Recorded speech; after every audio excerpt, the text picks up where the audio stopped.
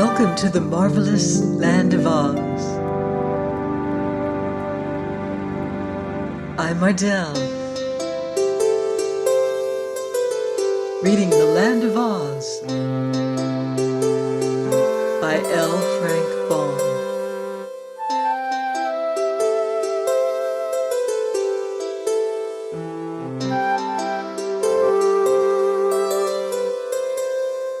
Chapter 9. The Scarecrow Plans an Escape. Tip slipped away from the girls and followed swiftly after the soldier with the green whiskers. The invading army entered the city more slowly, for they stopped to dig emeralds out of the walls and paving stones with the points of their knitting needles. So the soldier and the boy reached the palace before the news had spread that the city was conquered. The Scarecrow and Jack Pumpkinhead were still playing at quoits in the courtyard when the game was interrupted by the abrupt entrance of the Royal Army of Oz, who came flying in without his hat or gun, his clothes in sad disarray, and his long beard floating a yard behind him as he ran. "Tally one for me," said the Scarecrow calmly. "What's wrong, my man?" he added, addressing the soldier. "Oh, Your Majesty, Your Majesty, the city is conquered," gasped the royal army, who was all out of breath. "This is quite sudden," said the Scarecrow, "but please, go and bar all the doors and windows of the palace while I show this Pumpkinhead how to throw a quoit." The soldier hastened to do this, while Tip, who had arrived at his heels, remained in the courtyard to look at the Scarecrow with wondering eyes. His Majesty continued to throw the quoits as coolly as if no danger threatened his throne, but the Pumpkinhead, having caught sight of Tip, ambled toward the boy as fast as his wooden legs would go. "Good afternoon, noble parent," he cried delightedly. "I'm glad to see you are here. That terrible sawhorse ran away with me." "I suspected it," said Tip. "Did you get hurt? Are you cracked at all?" "No, I arrived safely," answered Jack, "and His Majesty has been very kind indeed to me." At this moment the soldier with the green whiskers returned, and the Scarecrow asked, "By the way, who has conquered me?" "A regiment of girls gathered from the four corners of the land of Oz," replied the soldier, still pale with fear. "But where was my standing army at the time?" inquired His Majesty, looking at the soldier gravely. "Your standing army was running," answered the fellow honestly, "for no man could face the terrible weapons of the invaders." "Well," said the Scarecrow after a moment's thought, "I don't mind much the loss of my throne, for it's a tiresome job to rule over the Emerald City, and this crown is so heavy that it makes my head ache. But I hope the conquerors have no intention of injuring me just because I happen to be the king." "I heard them say," remarked Tip with some hesitation, "that they intend to make a rag carpet of your outside and stuff their sofa cushions with your inside." "Then I am really in danger," declared His Majesty positively, "and it will be wise for me to consider a means to escape." "Where can you go?" asked Jack Pumpkinhead. "Why, to my friend the Tin Woodman, who rules over the Winkies and calls himself their emperor," was the answer. "I am sure he will protect me." Tip was looking out the window. "The palace is surrounded by the enemy," said he. "It is too late to escape. They would tear you to pieces." The Scarecrow sighed. "In an emergency," he announced, "it is always a good thing to pause and reflect.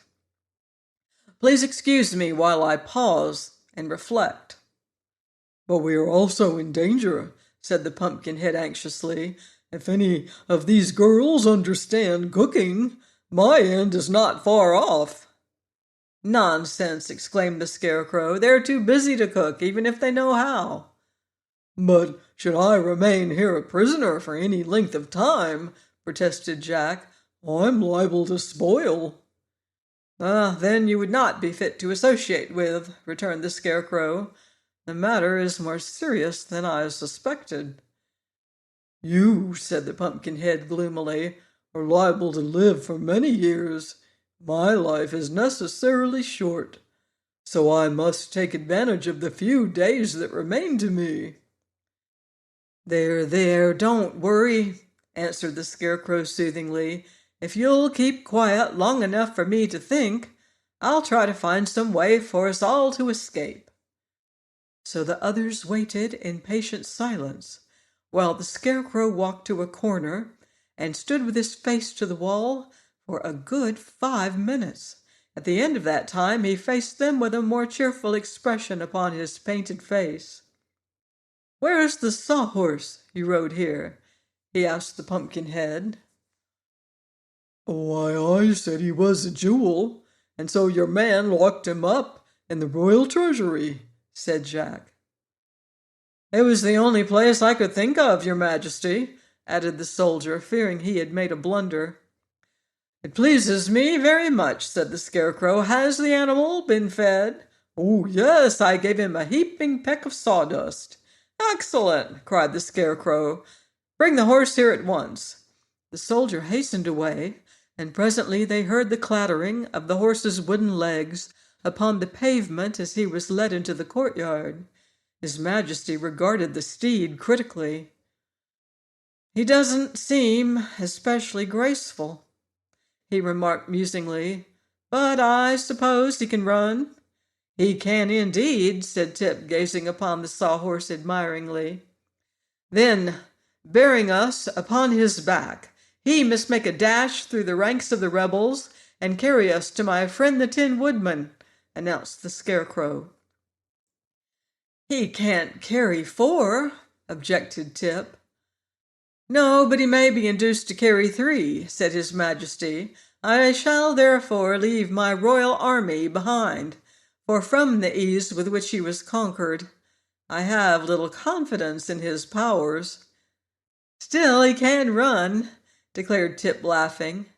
"I expected this blow," said the soldier sulkily, "but I can bear it. I shall disguise myself by cutting off my lovely green whiskers. And after all, it is no more dangerous to face those reckless girls than to ride this fiery, untamed wooden horse." "Perhaps you're right," observed His Majesty, "but for my part, not being a soldier, I'm fond of danger. Now, my boy, you must mount first, and please sit as close to the horse's neck as possible." Tip climbed quickly to his place, and the soldier and the Scarecrow managed to hoist the Pumpkinhead to a seat just behind him. There remained so little space for the king that he was liable to fall off as soon as the horse started. "Fetch a clothesline," said the king to his army, "and tie us all together. Then if one falls off, we will all fall off." And while the soldier was gone for the clothesline, His Majesty continued, "It is well for me to be careful, for my very existence is in danger." "I have to be as careful as you do," said Jack. "Not exactly," replied the Scarecrow, "for if anything happened to me, well, that would be the end of me. But if anything happened to you, well, they could use you for seed." The soldier now returned with a long line and tied all 3 firmly together, also lashing them to the body of the sawhorse, so there seemed little danger of their tumbling off. "Now throw open the gates," commanded the Scarecrow, "and we will make a dash to liberty or to death."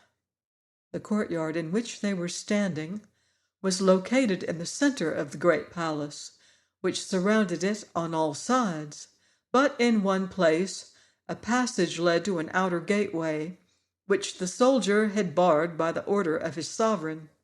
It was through this gateway His Majesty proposed to escape, and the royal army now led the sawhorse along the passage and unbarred the gate, which swung backward with a loud crash. "Now," said Tip to the horse, "you must save us all. Run as fast as you can for the gate of the city, and don't let anything stop you." "All right," answered the sawhorse gruffly, and dashed away so suddenly that Tip had to gasp for breath and hold firmly to the post he had driven into the creature's neck. Several of the girls who stood outside guarding the palace were knocked over by the sawhorse's mad rush. Others ran screaming out of the way, and only one or two jabbed their knitting needles frantically at the escaping prisoners. Tip got one small prick in his left arm, which smarted for an hour afterward, but the needles had no effect upon the Scarecrow or Jack Pumpkinhead, who never even suspected they were being prodded. As for the sawhorse, he made a wonderful record, upsetting a fruit cart, overturning several meek-looking men, and finally bowling over the new guardian of the gate, a fussy little fat woman appointed by General Jinjur. Nor did the impetuous charger stop then. Once outside the walls of the Emerald City, he dashed along the road to the west with fast and violent leaps that shook the breath out of the boy and filled the Scarecrow with wonder. Jack had ridden at this mad rate once before, so he devoted every effort to holding with both hands his pumpkin head upon its stick, enduring meantime the dreadful jolting with the courage of a philosopher. "Slow him up! Slow him up!" shouted the Scarecrow. "My straw is shaking down into my legs." But Tip had no breath to speak, so the sawhorse continued his wild career unchecked and with unabated speed. Presently they came to the banks of a wide river, and without a pause the wooden steed gave one final leap and launched them all in midair. A second later they were rolling, splashing, and bobbing about in the water, the horse struggling frantically to find a rest for its feet, and its riders being first plunged beneath a rapid current, and then floating upon the surface like corks. Our friends escaped, but now what will they do? Join me here next week and find out on the marvelous land of Oz. Goodbye for now. See you in Oz.